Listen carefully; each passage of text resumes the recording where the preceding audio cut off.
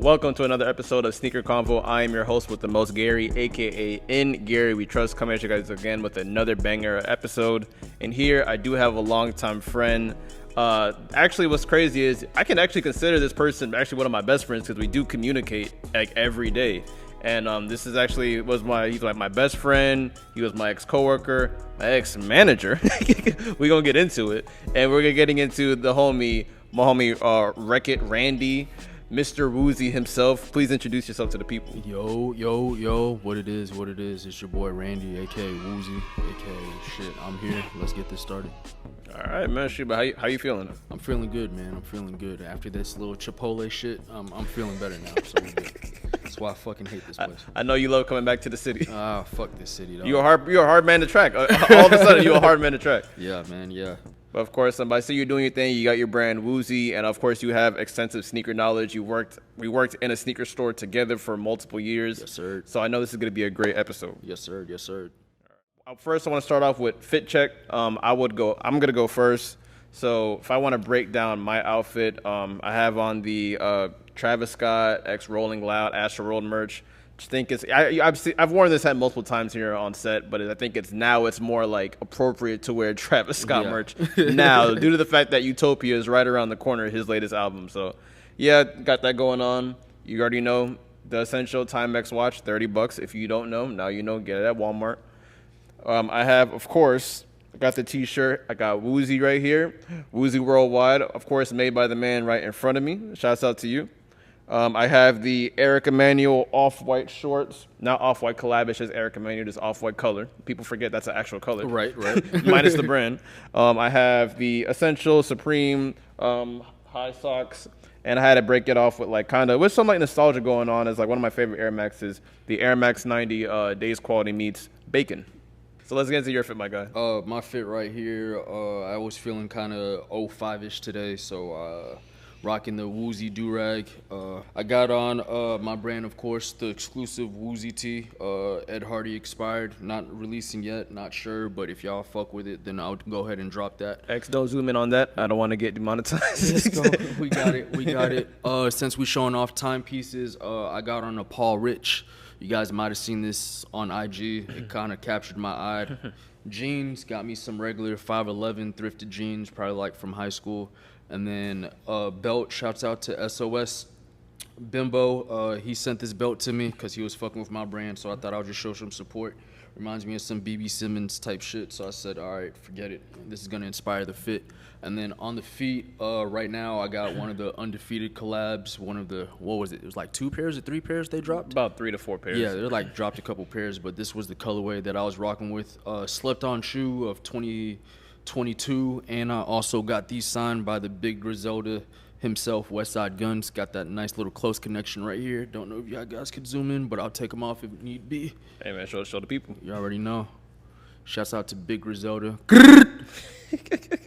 And then, yeah, man, that's pretty much it right here. All right, man. Yeah, I see that we both went a little bit nostalgic, like obviously with like the patent leather, kind of like reminds everybody of like the old Bapes that used to come out. Yes, sir. Then I got like the old Air Maxes. They were hot commodity back then. I'm glad that Nike put them out. I kind of paid a little bit too much for these. I'm not gonna lie, because like when they retroed these, they didn't retro the story that came with it. They just, hey, these are the Bacons. Boom. There you go. And then of course, without no really real marketing, value shoots down. Exactly. I gave up my Cool Gray 4s for these shoes, and I'm like, yeah, I could have just bought these. Could have just bought them. Yeah. But, hey, when I seen the behind the story to those and how they market those with the whole meat shop and having the shoes near, all that. It looks like a meat shop, but it's actually a sneaker store, right. or a what's it called? There's a word I'm looking for, but it has like a lot of brands and stuff. It's like a tier 0 type store. It's like close to consignment. I'll kind of consider it around that area. Around the area. And one thing I know we've been talking about like our fits a little bit too long, but with that shoe, what I ought to say, that's my favorite colorway of the latest collab, because appreciate you. That actually reminds me of remember watching Lottery Ticket, and he was actually looking for like the Air Forces that was worth like I think $10,000 or $100,000 a pair. $10,000 in the movie. They said it goes for $10,000, and it was just sitting in a random Foot Locker in the hood.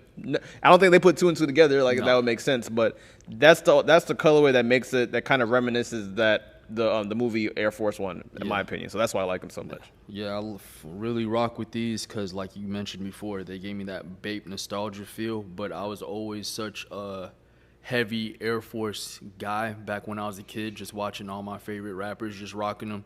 And just these right here, this colorway and this patent leather, and then it just spoke to me. Like, this is me right here. So anytime I wear these, people are like, oh, you got these on, they're going up in value. I'm like, I wear my shoes. So regardless of the fact, it's just like, yeah, I like what I like. So if I like it, I'm gonna wear it.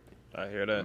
So getting into like the sneaker topics, we definitely got to talk about one of the biggest stories in sneaker stories right now that's all over social media is that Kyrie, obviously we knew the kind of back and forth he had with Nike. He was covering up the sneakers, especially at All-Star Weekend. Now he signed a 5-year deal with Chinese brand Anta. I just showed you the shoe. Like, what are your thoughts on it? Just a regular athletic basketball shoe. Not really. Doesn't really break the mold. Doesn't break the mold as far as, I'm going to get these to really be flashy in. Like, some Jordan shoes or some basketball sneakers, I should say, to where you could wear them on the court and off the court. So you could go from sport mode to style mode and stuff like that. Those just, to me, look like some regular performance shoes just to, get the job done on the court, but not on the streets. Pretty much, yeah. Like, you hit it right on the head, man. Like, I was looking at the sneaker, and I'm like, it kind of looks like an Adidas, like, Under Armour-esque type sneaker. Right. But regardless, I think, like, the black community is going to support it regardless because, like, Kyrie, before he left Nike, I believe he had, like, the best basketball sneaker before, like, John Morant came. But, like, because of, as far as, like, sales-wise, it's like all the kids wanted the Kyries. And now it's like, all the kids want the Jaws. So it's like... I mean, don't sleep on the Mellows, too. I should say as well. LaMelos, yeah. The Pumas, that shoe has actually been, like, a sneaker I've been seeing a lot on the court, for sure. Yeah. Because, like, I don't know why, like, those kids just love that mix-match-esque type feel to it. Yeah, and from what I've heard from people, it's, like, a good performance balling shoe. Yeah. So it's just like, all right, cool. That is true. Yeah. Yeah, but shouts out to Kyrie. I know I'm excited to see him play this year because obviously he just got the bag, he just got the deal, and of course, like when he signed a new deal, hey man, we want you to see you playing these. Right. so I was like, I want to don't too much off the court antics. Right. Just keep it on the court. Go to work. Go to literally. That is a term for 2023, 2024. Go to work. Go to work. A sneaker that we actually talked about like the other day, where it's like Drake's Nocta shoe, I guess this is his second version of his Nocta sneaker. Right. It's like it kind of looks like a Jason Kidd-esque like Nike shoe.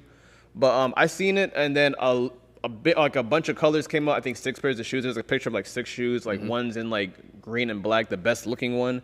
Then you had the red and black one. Then you had all monochrome black on black. Right. Then a white on white.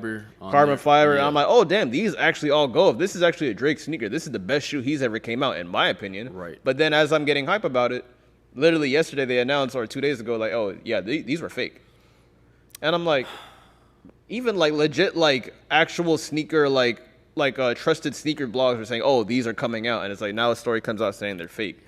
So I want to know, like, even just the model is coming out, but the colorways apparently are not all the colorways are coming, especially the green and black one, the best looking one in my opinion. The slat ones. So what's your take on them? When I first saw them and then they were sent in a group message, I was like, well, damn, all right. Even though I don't like rock with Drake's fashion choice or sneaker choice, those Jason Kidd silhouette models, those were kind of it for me. I was like, all right, you might have gotten me with this right here, especially bubble. Yeah, especially those green ones. I was like, yeah, those are more my speed, my tempo right there. I like loud, flashy. I could wear an all black outfit and just let the shoe speak for itself. They kind of reminded me, like, low key at first glance. I was like, oh, this is like a foam runner.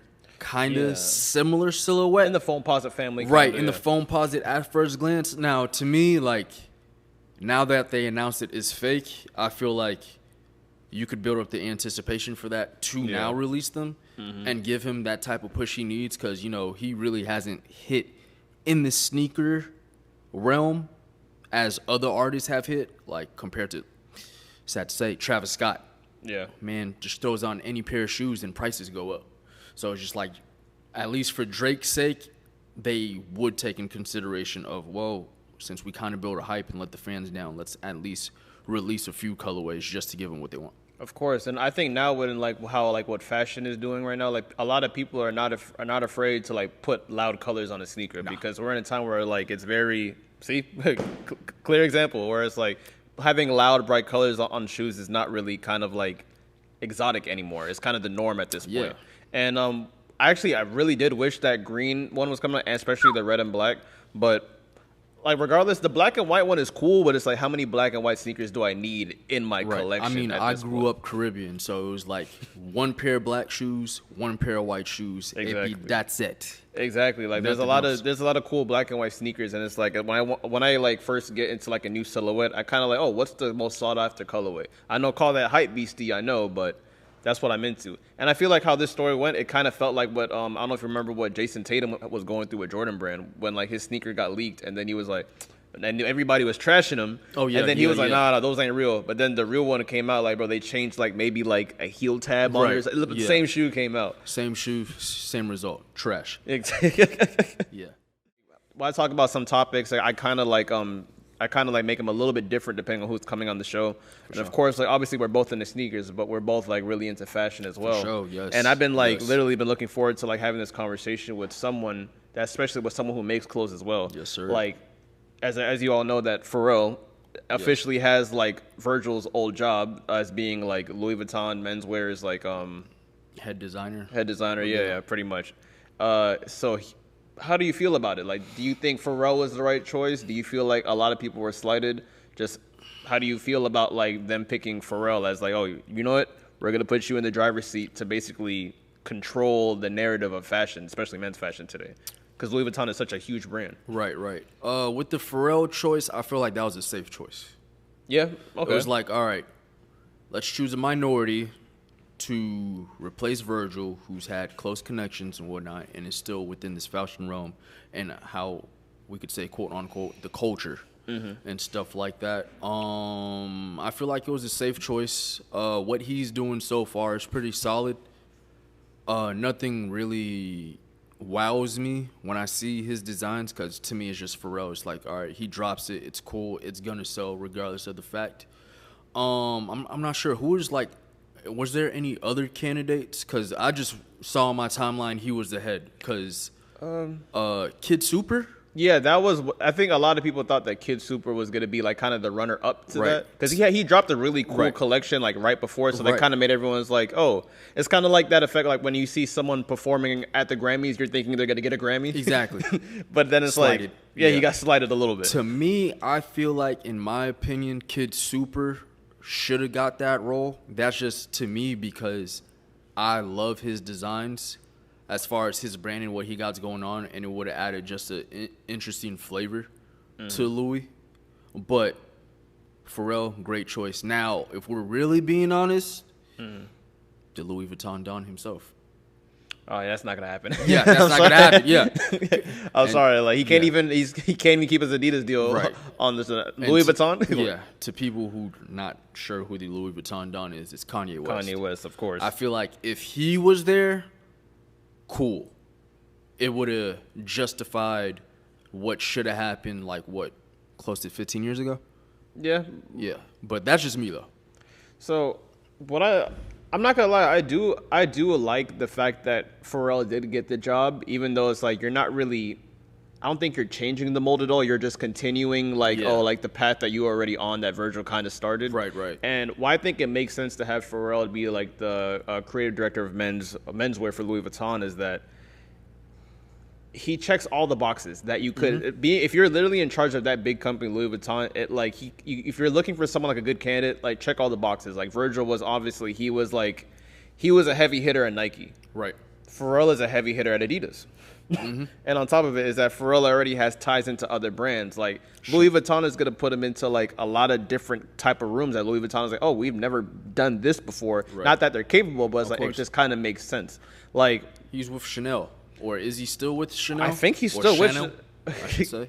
I don't know, but like that's another thing that would confuse me too. Because I'm like, if there should be a creative director position for Pharrell, I thought it was gonna be for Chanel. Right, because he had those Chanel NMDs. That is true. That were going crazy, and then he had the glasses and some like accessories. So I was just thinking, okay, I guess both powerhouses, it just only made sense that since he's already was working with them, then it's just like it'll be an easier pivot just to be like, hey, since you already have that experience within the designer or high fashion design, big industry names, then let's just take you from here and just put you right here, and it's just like get to going. Yeah, especially like with them hiring Pharrell's position, like for some things I know for sure that's gonna happen. There could possibly be a Louis Vuitton and Chanel collab. Of course, we know that Cactus Plant Flea Market and Louis Vuitton, that's most likely gonna be a collab as well. Oh, yeah, for sure. We know Human Made with Nigo is gonna be a collab in the future for sure. For sure.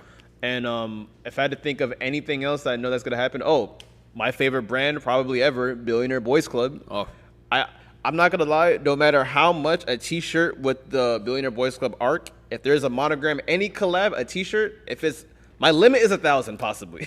for a T-shirt, I'll pull up. I'll do it. chill out. I'm putting it on the camera because Chill out. Billionaire Boys Club is like so near and dear to my heart, and it's like seeing Billionaire Boys Club on that level, and I'm like, you know what? I gotta have some form of piece. If it's not a T-shirt, a keychain, I have to own something from the collection. Pair If of it underwear, happens, a bag, socks. if it happens, If it happens. if it happens, So you're saying I'll you'll do it. pay 1,000 for a T-shirt? Yeah, because you know what's so funny? Like when he when he was actually did his merch at Something in the Water, the T-shirts were Right. $1,000. And I know a lot of people are saying, "What? Why is this simple as shit $1,000?" And I'm like, it's still Louis Vuitton. It's true. It's true. At the end of the day, Just so lets me know to raise the prices up now. and I guess like my last take before we leave the segment about like Pharrell being getting the position where it's like, Pharrell, I would always say is I would never say that he's the best designer in the world, but I could say he's probably a master curator. Right. Like everything he was wearing, you can tell that he probably planned those outfits weeks ago because like the fit on everything fit him perfect, and especially where it's like Well proportioned. well proportioned, and it's like if like I know people hate this word gatekeeper, but if anyone had to be a gatekeeper for Louis Vuitton, I think as far as like up and coming artists, you would want Pharrell to be there because Oh, yeah, for because sure. Pharrell, he would literally see like if he sees like there's like quote unquote motion somewhere, he's gonna gravitate it towards quickly. Like even with Virgil, he was wearing that like the store you took me to in Miami. Yeah. He was wearing an Andrew T-shirt. Yeah. He was wearing Stray Rats. Yeah. Like they're just literally just plugged in with the streets. Just local things, and it's just like it just lets you know. And this is the reason why I go hard with my brand, because it's just like you never know who's watching to where they could be like, "Yo, come with me real quick. Let me show you the other side." That's a And fact. It's just like, "Oh, okay, cool." Getting into my favorite segment of the show, here's what I have the guests. They have them bring in a couple of sneakers, and Randy brought in some very interesting footwear to the show. Yeah, which yeah. I did expect that he was gonna come kind of left field with it. So usually I don't disrespect any items that my guests bring to the show, but out of respect, I would have to say you brought in some nasty work. I did. Like I said, I wear my shoes, and then I do watch the show, and I peep that everyone's bringing like usually some grails or like the same silhouettes of shoes, but just different colors. So I was like, how could I go completely left and bring my Woozy style, my weird flavor to the show? So I just brought in some Let's get into it. yeah, some bootleg samples over here. First one right here, we have these models, the 451s, Yeezy samples right here. And what was the brand that did that? So the brand for this that did that, I completely forgot their name. It's not Emron, right? No. He did the last shoes that we're going to get into. But the Okay. brand that did this right here, I forgot their name, but I followed them on IG. But they were selling the slide silhouettes, bootlegging them, like just 3D printing them and stuff Like like no that. cease and desist because it didn't come out yet. Exactly. So I was like, you know what? I always liked this silhouette for the slides because, you know, the shoes, these are inspired by the 450 shoes. Yeah. The soles and stuff like that. So when they dropped the slide version, I was like, oh, I need to get these because I know nobody else is going to have them. And still see to one. this day. Yeah. You could even try them on too. Like the material. I'll do that off camera. Yeah, the material they use on these is crazy because it's literally a foam-like technology. And knowing that Kanye is not with Adidas anymore, we ain't ever going to get these, anytime soon. So it's just like, that's why I support bootleggers, because sometimes you just get these things that you know you just can't get anymore. So it's just like, yeah, dog, that's it. If I had to say anything about this shoe, what I would say is the day Jesus comes back, he would probably wear these. Yeah, most likely. Comfort, straight up. Next bootleg shoe we got is the D-Rose samples, aka the Yeezy socks. The ones that you've seen D-Rose and his wife had on. Like, yeah, they never came out, did they? Never came out. But shout out to this one bootlegger, the Lil One Sock. These names, man. Yeah, these names is crazy. These young kids nowadays. But he made 3D molds of these, like the foam technology and everything. And every time I wear these, it's always a conversation piece. Of course. Always, where'd you get these? Who you know who got these? Aren't those the D-Roses? Where could I get these? And I just tell him, yo, just go on his page if he's selling them. But I just went ahead and snagged me a pair for the dumb Lowski. And then, yeah, I just been rocking them like some everyday on-the-go shoes. That's why they look like wear and tear beat. But it's just like I said, it's anything I wear, it's unintentional, but I'm always starting a conversation with the way I dress and all this other stuff. So this right here, good little piece. Yeah, it's almost like that shock value-esque type. Yeah, super shock value shoe. And then, now we go, the Imran Potatoes, the Bigfoots. Shouts out to Imran Potato. If y'all don't know him, do y'all Googles, do y'all research. This is nasty work right here. Toe jam, foot fungus. It seems like I got on these things right here, but these are a head turner, neck breaker. When I just wear these out in public on some running the errand shit. And it says potato. Yeah, it says potato on the bottom. People aren't always fun to see what the hell I got on my feet because they're just like, what the hell is this? And I always like to be me and just stick out. And yeah, so these right here, you know, just walk to my mailbox, throw these on real quick. Neighbors look at me like, what? Have you ever worn these to work? I want to push the boundaries because these are legit shoes. They are. So it's just like, I just want to push the boundaries and see what's up. I might wear them for like Halloween at work, you know, how we like dress up and stuff like that just to see what's up. But yeah, I get nasty work in these. Like you could still see the toe jam in the middles and stuff like that. What I would say about these is like I think if this was like a real human foot, what size would this be? Like a 15, 16 possibly? 16. Maybe 17? 16 wide. Bro, like I remember I seeing pictures of these and I'm like, why? Oh, let me see one more time. So I feel like this is what started the push for the big red boots. That's actually a very good take. Because now that you brought up, you were seeing mad people in these. Yeah. Just like February, we just saw the big red boots just come out of nowhere, Astro Boy inspired. So I feel like before the big red boots, it was these. And I'm a bin hat boy, so I been did that. So yeah.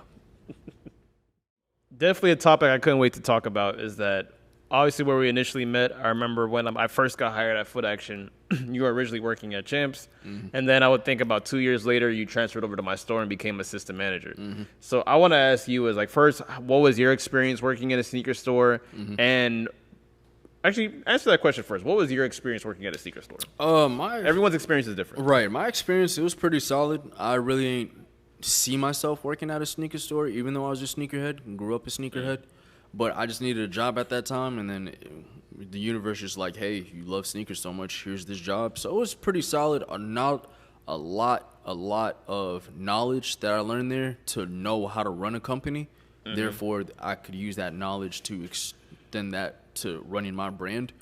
Working in a sneaker store is not for the weak-hearted. You do definitely have not annoying customers, angry customers, violent customers, and it's just like inappropriate customers. Oh, very, very highly inappropriate, disrespectful customers. But you feel me? Perks, or I should say, the bonuses of that is getting first dibs before all these other people. Yeah, and that comes with the rank when you're in the company. Exactly. And we have to address that because some people think when you work into a sneaker store, you think, oh, I'm getting all these sneakers for under retail. No. That's why people get that misconstrued. Yeah, that doesn't happen like that. Definitely misconstrued. Yeah, it's all about rank and seniority. Thank God I worked my way up to get that seniority so I could get first dibs, because once I got first dibs, guess what? Flipski.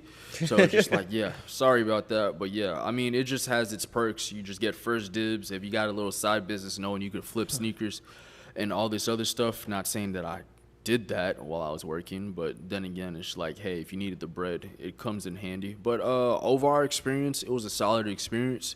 when I was doing that, but I just couldn't see myself doing that forever. I was just like, sometimes you just grow out of it, and it's just like I'm in a different space now. It's even to a point like these were my last sneakers that I bought last year. Like I've been slowing down point, and really, yeah. Because like when you get older and you just like walk around your house and you see your house is looking like the back room of a sneaker store. Yeah, it gets overwhelming. It gets overwhelming. It's like, dang, what the hell do I choose and whatnot? So just like, yeah, that's the pros and cons of working at a sneaker store. So okay, so as far as like, because one thing I did realize, especially working with you, like is like I found out what conversion in the store is. Right. I remember the one day where it was just the homies working there. It was me, you, Jerry, and Phil. Shouts out to them boys. Shouts out to them boys. There was one day we all worked together, and it never happened again after that because apparently we weren't helping customers. No, not at all. And then like, even though we didn't see it, but it's like analytics said it, y'all were just fucking around the whole shift. Even though we weren't, but it's like it's just not our fault. We work at a dead ass area that's not bringing in traffic on a Monday. It was on a Sunday. Oh, Sunday. On a Sunday. I'm sorry. It was on a Sunday. Yeah. But one thing that made me realize too is that can you explain the difference working in a sneaker store as far as like rank? Like, what's the difference between being a full timer and an assistant manager? What's the difference between those two? Is there any difference? Yeah, slight difference. Less work for me, more work for y'all. When I was a full timer, I was busting my ass, hustling, bustling, trying to make what was it? What was that thing that we used to call it? Get like 1% commission. Yeah. Until they took that shit away. Yeah. Sadly, it was full time work. It was just like more of a bust your ass, make commission, so you could make your ends meet.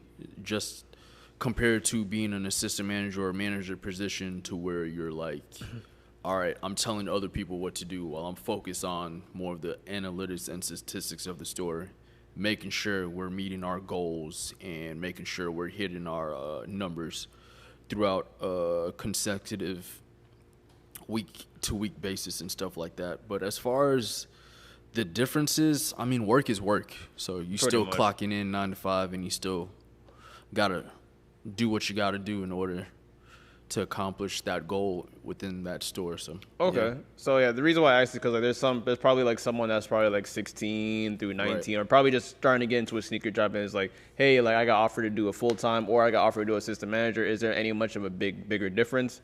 I personally, like, I was, even though I was getting paid part-time money, but I was a full-timer. Right. What I realized is that when you make that step to be full-timer, they do pretty much slave you. Mm-hmm. But the sucks about being an assistant manager is the fact that it's like everything gets put on you pretty much. Yeah, even if you're not even working that day, you're still going to get blamed for something. Right. And one last topic I have about this, like working at a sneaker store, is like, I kind of want to say, like, really quickly, like, what was like your worst experience? But I will give my worst experience very quickly. My first year working at a sneaker store, and obviously we were working in a sneaker store that wasn't in the best of areas. Oh, no. And apparently, like, this dude, he saw his op in the store. And, like, I never felt like, you ever feel like that moment when two dudes are about to just draw guns and, like, it's just dead quiet and you can feel, like, everyone's heartbeat? A nigga moment, literally. Yeah, for sure. So, like, literally, dude saw his op and then he's like, he started throwing up his set, and I'm like, yo, I start backing up. And then the dude would start about to draw, and then you realize there was kids in the store. Thank God there was kids in the store. Thank God. So, like, and then literally as he literally left the store and went to get his homies, and then the dude won't leave the store. And then I remember my boss at the time, she says, get him out of here. I'm a part-timer. This is call security. Get him out of here. She's throwing you in front of enemy lines. Like, what the heck? Exactly. I'm like, hey, bro, can you just get your shoes and take that outside, bro? Yeah. Here, don't even pay for it, bro. Just leave. I wasn't saying all that, but hey. See, now, if I was your manager, that's how I would avoid that situation. You feel me? Yeah. But so what was your experience? My worst experience, oh, my God. Had a lot of them, but the one that sticks to my mind the most is having a pregnant lady pee on the floor. After I told her there is no public bathroom for you to use. I mean, there's one right outside of the store, but she insisted that she needed to use the restroom, and we're like, we can't let you use our employee restroom. So she took it upon herself to lift her dress or skirt, whatever it was at the time, and proceeded to urinate all over the floor in front of people. Yeah. So children were involved, and families of those children and innocent bystanders and pedestrians customers in that store had to witness the hot aroma of urination on the floor. And for the people wondering, no, I did not clean that up. As me being a manager, I told my employee to go clean that up because Poor Johnny. yeah, Shouts to Johnny. poor Jonathan. Yeah, But, 'cause no way in hell. Yeah, like I definitely remember, like I saw like the clip going into work the next day. I'm like, oh wow, that happened. Oh, yeah. And I think the funniest part about that is when like she apparently she had a baby with her. That's like probably 3 or 4 years old. Yeah, she was holding the baby's hand. And then the while baby, doing this. as she walked away, the baby was like, "Mom, you did that?" Yeah, Even her as a little baby was like that. She Baby knew that did was crazy. one of these little what? Like that happened. That's when consciousness finally just tapped into her. Like, oh, Exactly. Like welcome this to is real real world. time. Yeah. So of course, right before we wrap up, I have to talk about we cannot leave without you discussing your clothing brand, your Yes, sir. lifestyle company, Yes, sir. Woozy. Yes, So sir. please, like, really quickly, just try to chop up like what is Woozy, how did it come about? Because I remember working with you, you would always mention it, doodle things, always like when I had thrifted stuff, you kind of like put your patches on it. Right. Like I've been there since like damn near the beginning when you really Damn started to just like really just try to facilitate everything. So yeah, Yeah. please like what is Woozy? Yeah, man. Woozy's my little project. It's my baby, man. It's just something that I've put blood, sweat, tears into, a sacrifice. It's my clothing brand.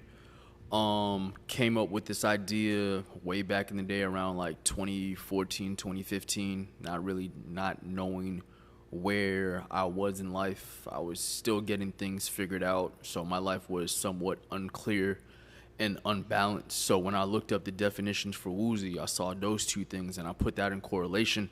But Woozy is just, your regular streetwear, skatewear brand, so to speak, because I am into the street fashion and I used to be a skater back in the day.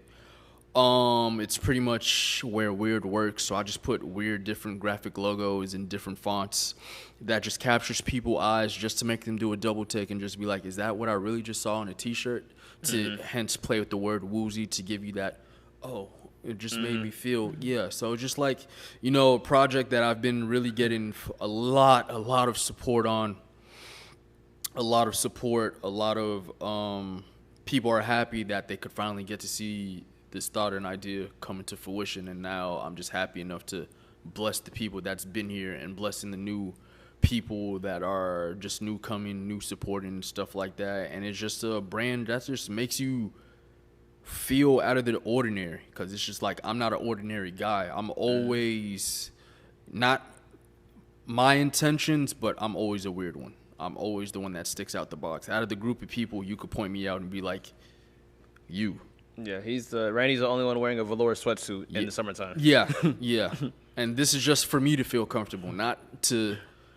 I'm not an attention seeker, but I wear clothes that grabs people's attention. So I feel like it's just only right for me to be in this fashion space, in this clothing space, in order for me to do that. Because I've been getting jiggy. Oh, I can't say my mom has been getting me fly since I was a jit. So it's just like I just have that in my blood to do so. My other family, they from the New York and Boston. So seeing how they dress, how they walk, how they talk, I'm just a product of that. So when people see me the way I dress and stuff, they're always like, oh, where are you from? I'm like, I'm from Broward. They're like, what?